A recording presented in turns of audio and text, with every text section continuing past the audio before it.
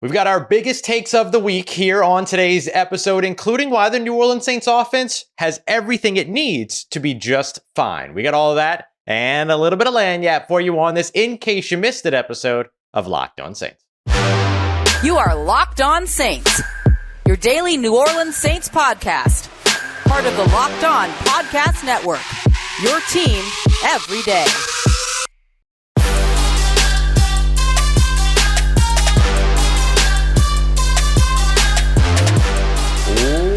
What is good, Who Dat Nation and Who Dat family? Welcome into another episode of Locked On Saints, your daily podcast covering your favorite team, the New Orleans Saints, part of Locked On Podcast Network, your team every day. Thanks so much, as always, for making Locked On Saints your first listen of the day every day. To all you everydayers out there, don't forget you can always subscribe and follow for free on YouTube or wherever you get your podcasts so you never miss the latest episodes. And if you want to keep the conversation going, as well as take part in our exclusive film studies, Q&As, early access, inside information, and much more, you can become a Locked On Saints insider by heading over to joinsubtext.com/LockedOnSaints to join a community I would love for you to be a part of. As always, I'm your host, Ross Jackson, at Ross Jackson Nola, on your favorite social media, your New Orleans Saints expert, credential member of the media, Saints News Network, Tuesdays on Locked On NFL, and here with you every single Monday through Friday on Locked On Saints. And today's In Case You Missed It episode of the show is brought to you by our friends at Game Time. Download the Game Time app, create an account, use promo code LOCKEDONNFL for $20 off of your first purchase. Last minute tickets, lowest price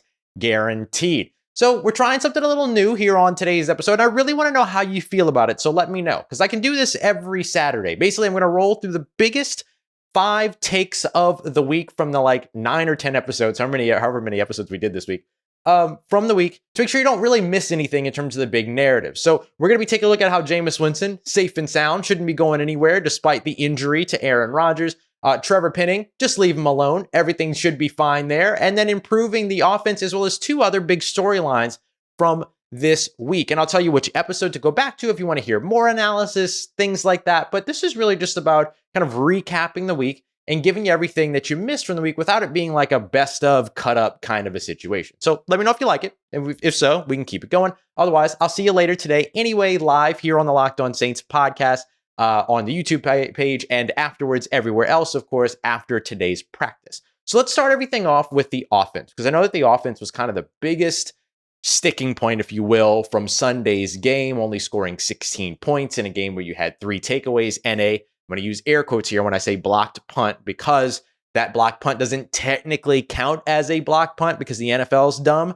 And because the ball actually went to the line of scrimmage and went forward, it's not considered a blocked punt. It's just considered like a 1-yard punt or something like that. It's dumb. It was a blocked punt. But anyway, despite all of that, the Saints walked away with 1 touchdown, should have been 2. Walked away with 1 touchdown and then, a few field goals. So the big thing was, can the New Orleans Saints offense improve going into 2023? And I want to tell you why I think that the offense will continue to take steps forward, although it might be 4 or 5 games into the season before you really go, there it is. And I think that there's a couple of things that I want to highlight here. And the first of which is that all the pieces are there, including the scheme to create both before and after the catch in the passing game. This was big for me to see from Pete Carmichael and the New Orleans Saints offensive coaching staff, right? Developing that system and the play calling. And we'll get to play calling here in a moment. But what I really loved in this game was that you saw the opportunities for Chris Olave being developed all over the place, right? Running routes from outside, running routes from inside, running routes from out of the backfield, snapping while he's in motion behind the line of scrimmage. Rashid Shaheed getting, a screen pass, jet sweeps, as well as being used in both the short and intermediate areas, as well as the deep ball, right? The big 40-plus yard pass on the 3rd and 6th, 3rd and 7 to effectively help seal the game. All of those things show you that this Saints scheme has all of its bells and whistles back, as opposed to it being kind of a one-note offense, which it had to be most of last year with Andy Dalton under center and all these other things. And the creativity's back. And I think that those 2 things are kind of good enough foundational building blocks, along with a quarterback that can execute, right, in Derek Carr. Not that the guys before him couldn't execute, but they have all these foundational building blocks and a quarterback that can execute. And all of those things end up being the sort of foundation upon which you can build the offense. So the foundational pieces are there, which is really, really important. The other thing for me is that play calling wasn't an issue. I think play calling has kind of become one of those things that gets a lot of flack when it comes to people analyzing the game of football and things like that, because it's a smart thing to analyze, right? oh, well, what about the play calling? It's not really about the players on the field, but what are the coaches doing? What's the scheme? All of those stuff. But you have to really know the play calling before you can really criticize the play calling. And it's hard to know the play calling because this is a New Orleans Saints team that's more than likely on multiple occasions throughout the game calling multiple plays in the huddle, and then the quarterback is making that decision at the line of scrimmage. So execution still has to be a huge part of what it is that makes an offense successful or unsuccessful. But play calling for me was not an issue in this game. We saw several moments, including the things that we just talked about in terms of scheming up the offense. 3 screen passes where the Saints only threw like 30 of them things in 17 games last year. We saw, several plays to where there were routes open downfield that Derek Carr didn't get the opportunity to go to or chose not to go to, whatever those things might be. There are those pieces here to where I don't really look at the play calling and say, oh, well, they didn't have these players on the field at the time when these players should have been on the field like we saw last year. We saw the screen passes back. We saw the motion up 10% in this week 1 game versus what they did over the course of the 17 game per game basis last season. We saw the snaps with Chris Olave out of the backfield, the yards after catch, the schemes that opened up green grass in front of the receivers after the catch, all of those things. And in addition to that, you also saw this team get rid of some of its kind of ugly tendencies that we've seen over the course of the past few years. The Saints had a 3rd and 11 that they converted by, yes, throwing the ball beyond the sticks. What an idea. Screen passes, all those pieces were back. I know I've mentioned that like 5 times already, but that's a big piece of it. And then the other thing was just like you throwing an incomplete pass on 1st down and running on 2nd down was like not a habit during this game. So I do think there are those pieces here to where you look at the play calling and I don't find a way to criticize the play calling. And that's a good thing, because usually when I'm watching a game, I'm always watching for, oh, here are the things that they're doing well, but here's what they can be doing better. So I'm watching with a critical eye. I'm looking for a reason to say that the play calling was bad. Can't find one. And I want to mention here that like it's Pete Carmichael as well as the rest of the offensive staff. Like I highlighted the rest of the offensive staff.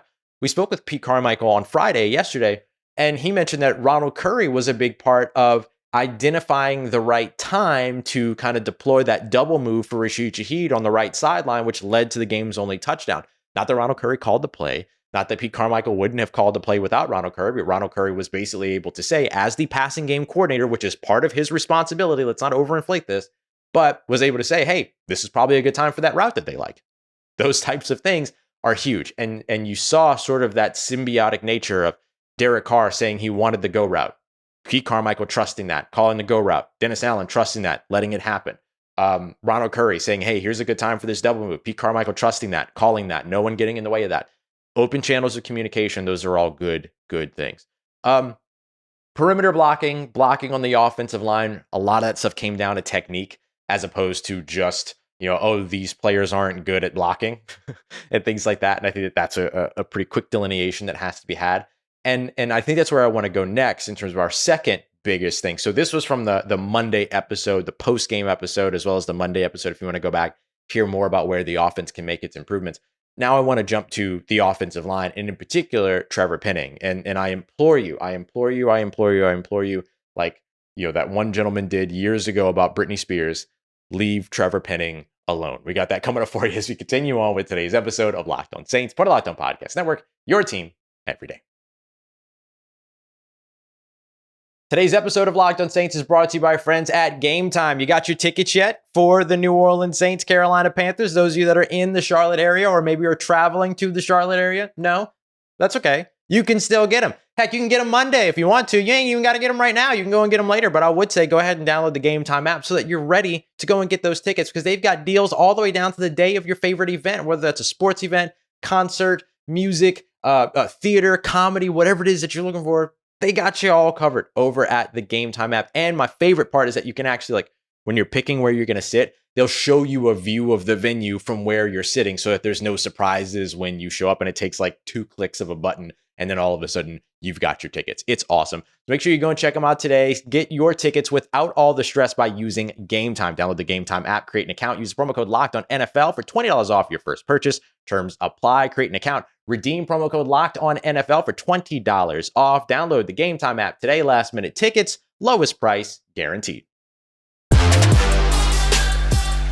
All right, family, continuing on with this In Case You Missed It episode of Locked On Saints. Here we're going to be taking a look at why we need to just let Trevor Penning be Trevor Penning for a moment, but also we're going to take a look, we're going to take a look at why the New Orleans Saints have shown, think about one of the best defenses in the NFL already. Appreciate all you everydayers out there joining us for another episode here on Locked On Saints. Here, In Case You Missed It episode, giving you the 5 biggest takes from the week, and I'll let you know where you can go back if you want to go back and check any of those episodes out to get more of that analysis. So this one goes back to our Monday episode as well.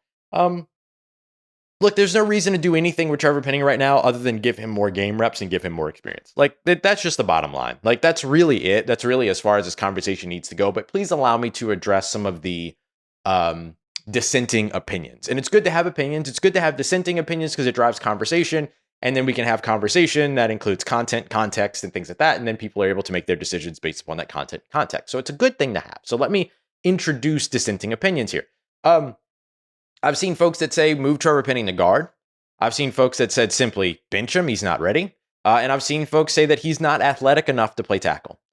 And there are a lot of things that are smart sounding about those 3 statements. And there are a lot of things that are critical, being critical, right? In terms of breaking things down, looking at that are critical about those statements in a way that I understand and in a way that I have a respect for in terms of delivery and people doing the research and the things necessary to do that. But for the most part, I don't agree with any of these 3 statements. And let me tell you why.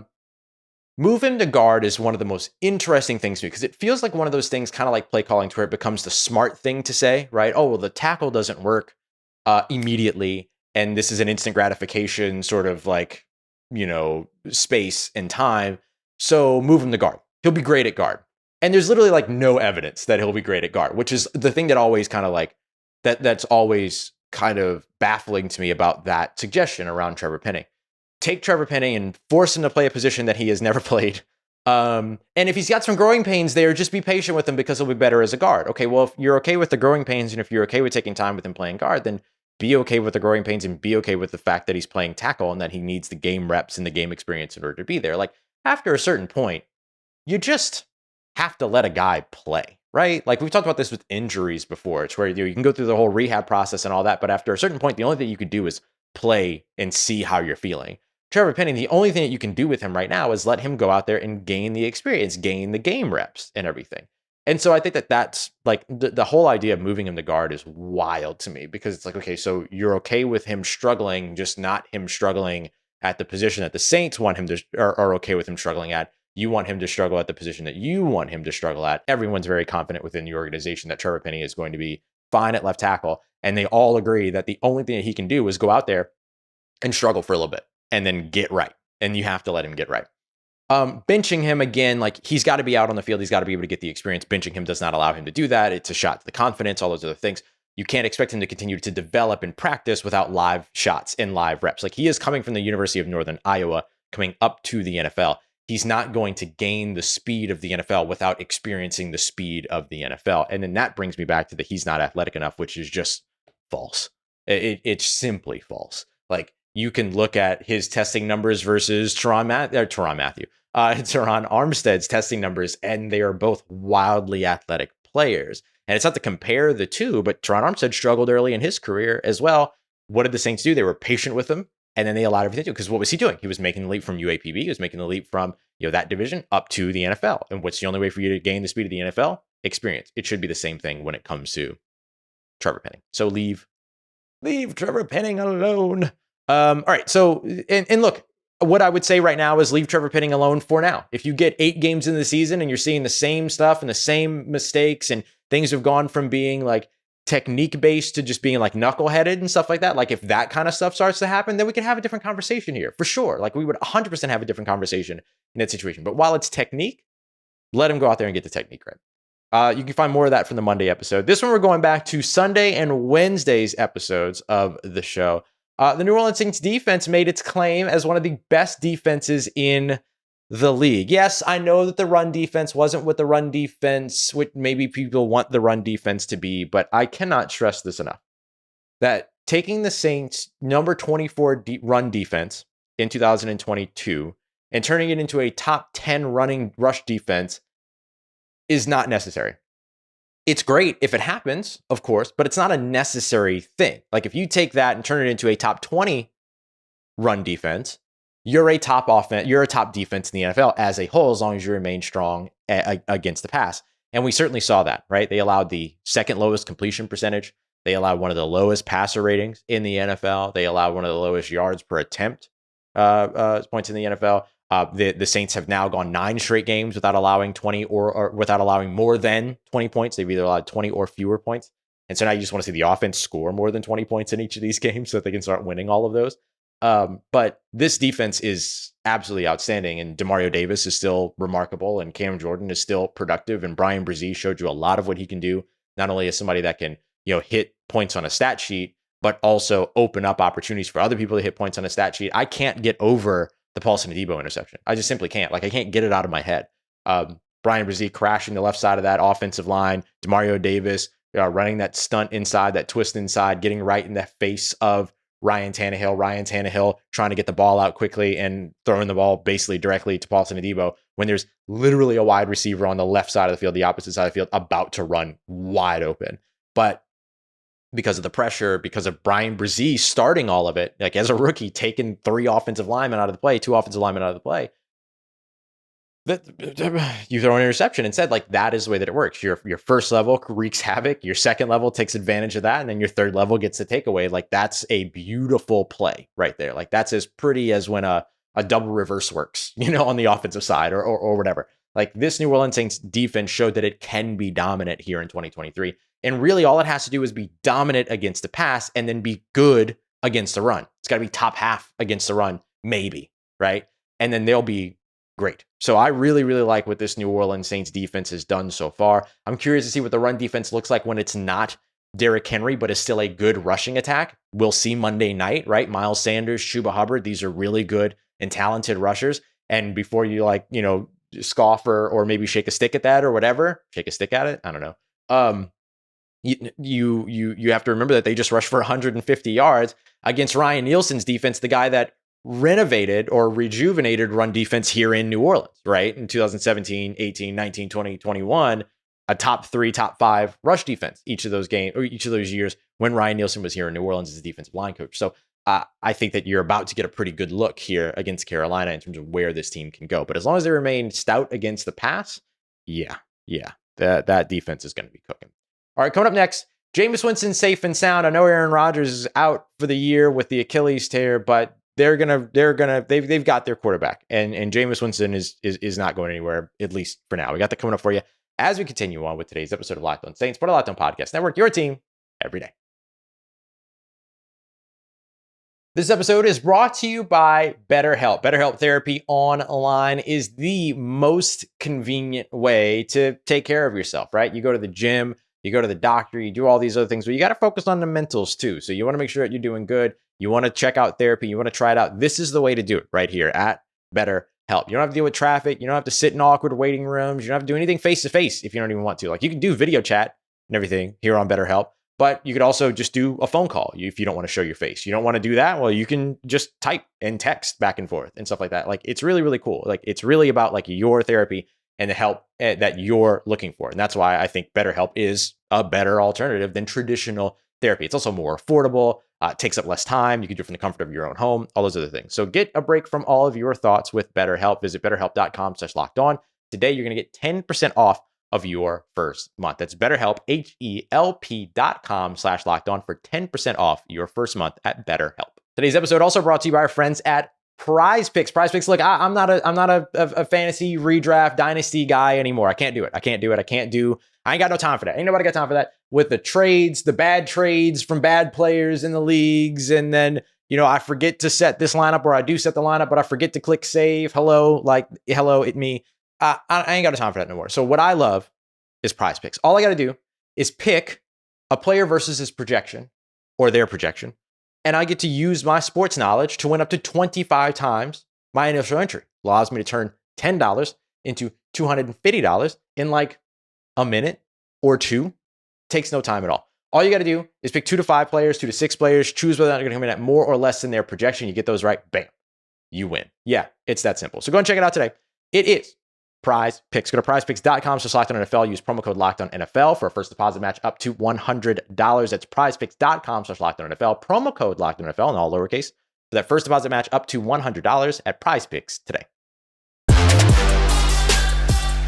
Let's get it, Who Dat Nation. Wrapping up this In Case You Missed It episode, bringing you back through some of my biggest takes of this week. We've revisited Monday. We've revisited some of Sunday, some of Wednesday. Let's go back to Tuesday of this week, my episode around Jameis Winston and why he will not be traded to the Jets. This was a big time narrative that hit the airwaves immediately when Aaron Rodgers went down with that injury. And by the way, just what an unfortunate situation, right? Like all of that offseason, building an identity around like who the New York Jets were going to be based on the guy that they were able to go out and get, this huge pursuit, took like, it went outside the realms of sports in terms of like the narrative and the storylines and all this other stuff. You get 4 plays with the guy, 75 seconds worth of game time. That stinks. It stinks for Aaron Rodgers. It stinks for the New York Jets. But it doesn't mean that the New Orleans Saints are now all of a sudden calling up the New York Jets and saying, hey, y'all want a quarterback? Like, they've got their quarterback. Like, it's all good, right? Like, they have their guy in Zach Wilson. And not only do they have Zach Wilson, who they have shown maybe unwarrantedly that they were going to invest in off of, like, one throw on a pro day versus air and all these other things. Like, I agree with all that criticism. However, now he's had an offseason with Aaron Rodgers. The Jets are going to be totally fine rolling with Zach Wilson. Now, if something happens to Zach Wilson, then maybe things change, right? And what I mean by that is that, like, if Zach Wilson stinks it up or if Zach Wilson's not the guy and they get closer and closer and closer, but they're still finding a way to win games because their defense, but they feel like the quarterback's kind of holding them back from what they can be, like, this would all have to go extremely south for the New York Jets. But I guess in that case, maybe then they kind of do some of the phone calls and stuff like that. I don't even think necessarily that the Saints are the reason that Jameis Winston is safe in New Orleans. I do think that they are, and that they have a vested interest in keeping here in New Orleans. I'll explain why here in just a second. But I also think that, like, for the New York Jets, you just went through all of this stuff over the course of the offseason to trade and send assets to get Aaron Rodgers. Aaron Rodgers, doesn't get the opportunity to really suit up for you. It sounds like Aaron Rodgers has at least the motivation to be back next year. He didn't play 65% of his snaps, which means that the second round pick that they sent that was conditional would have turned into a first round pick had he played 65% of snaps. The New York Jets get to keep their first round pick. They just send the second round pick. They've got a first round pick next year to use to add another weapon around a returning Aaron Rodgers potentially. Why send out more draft capital, right? Like, keep the draft capital that you have, build up that team. You're in a tough division for this year, but what will it look like next year? Nobody knows. So there's a lot there in terms of all that. But I also think that from the New Orleans Saints perspective, like, you've got a guy in Jameis Winston who knows your scheme, and not only knows your scheme, but has won in your scheme, has won in your system. And you want to just send him away?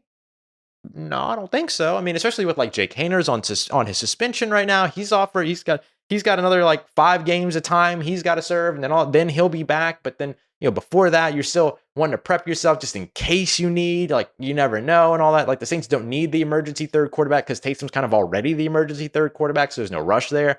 Like, there's just a lot in terms of like why you don't really want to send a Jameis Winston away, and it makes perfect sense to me. So I think the combination of those things, like New Orleans wanting to safeguard itself, wanting to have a solid backup quarterback that knows the system, can have that conversation with Derek Carr on the sideline, can step in should he need to, all of those things. But then also, like, the New York Jets want to reinvest in their guy. Go reinvest in your guy. Like do what you got to do, man. Like, I just don't see Jameis Winston heading anywhere else. If you want to see more on that, that was on Tuesday's episode. So the Jameis Winston thumbnail, very easy to find. And then finally, we're going to go back to just yesterday's episode here, our Friday episode. The Saints have everything that they need to win this weekend. They really do, as long as they get out of their own way, as long as they stay out of their own way. And so I'm talking about the things that we saw last year, not the things that we saw this past week, but the things that we saw last year, right? Like, the Saints can't turn the ball over. The Saints can't, continuously shoot themselves in the foot with penalties, right? The Olivia Rodrigo of it all, of 1 step forward and 3 steps back. Like, you got to get over all that stuff. And I think that they made some strides to that week 1. The penalties were still there for them. Some not so great run, a not so great run game cost them some rushing yards or some yards every now and then, kind of got them playing behind schedule every now and then. And so, you want to see the Saints get out of their own way. But in terms of like what they have available to them, their scheme versus the Carolina Panthers scheme matches up extremely well, particularly offense versus their defense, versus the Carolina Panthers defense. And so I just look at New Orleans as having like everything that they need to be able to win this game on Monday night. And it would be a big. I mean, look, it would be a good win for New Orleans. It's not a statement win. It's against the Carolina Panthers, who have a rookie quarterback and a new head coach, but a very good head coach in Frank Reich, and also stuff that the NFL and the Colts kind of did real dirty. But that's for another podcast probably. And so I just look at where like New Orleans is, and like getting a division win this early, like, yeah, that's great. And then, not to get ahead of ourselves here, but if the Saints win and go 2-0, they become a part of that class since like 2000, since the year 2000. That is, what is it, 63.2% of teams or so, 63.8, something like that, 63+% of teams that go 2-0 to open the season make the playoffs. Like, yeah, you want to be on the right side of that percentage. Does it guarantee that you're going to make the playoffs? Absolutely not. But you want to be on the right side of that percentage? Absolutely. 100%. Yeah, might as well. Dang. Like if you told me I had 63% opportunity to do something good, let me be on a 63% opportunity to do something good, like do something right. And so I think the Saints do have what they need to be able to win this game against the Carolina Panthers. People have gotten mad at me because I've been saying it should be an easy win. Doesn't mean that it will be an easy win. Doesn't mean the Saints are going to win. But my projection, my prediction, if you will, for this game is that the Saints win 23-16. I think they go a 10th game, allowing less than 20 points, that the offense finally scores more than 20 points. And that's a good step forward. I think there's going to be turnovers. I don't think the Saints are going to play a perfect game. I don't think the Saints are going to have a blowout win. You don't usually have blowout wins against the division opponents most of the time. You know what I'm thinking about. And so like there are those times where those things can happen. But I think that this is a one-score victory in a good way that's comfortable and does a lot of solid good for the New Orleans Saints. And if that doesn't happen, it's because the Saints beat themselves. And if the Saints beat themselves, again, we're having a whole new tone to this show starting next week. You can find more on that in tomorrow's episode, or yesterday's episode. Later on today, though, we'll be back for all you everydayers that keep coming back for these shows. I know we're doing so many shows, and I love how many people have been tuning in and been checking it out, and all the feedback and all the love and everything like that. Like I can't thank you enough. It's been a lot of fun. So go and check it out. We'll be live on the Locked On Saints YouTube page later on, probably around 6 p.m. Central Time or so, after practice and locker room and all that stuff. And then I'll be quiet until Monday, until Monday morning. We'll have a fresh episode for you. But I appreciate you as always, y'all, making Locked On Saints your first listen of the day, every day, making me a part of your day, part of your routine, for saying yes to me on the show. As always, if you see me, please say hi. If you need anything else around your New Orleans Saints in between these episodes, make sure you follow me on your favorite social media at Ross Jackson, NOLA. Hit me up. Let me know how the family's doing. Let me know how you're living. Let me know how you're momming them. And don't forget to let me know how you like this episode, right? The In Case You Missed It episodes. And trust Who Dat Nation. I'll holla at you.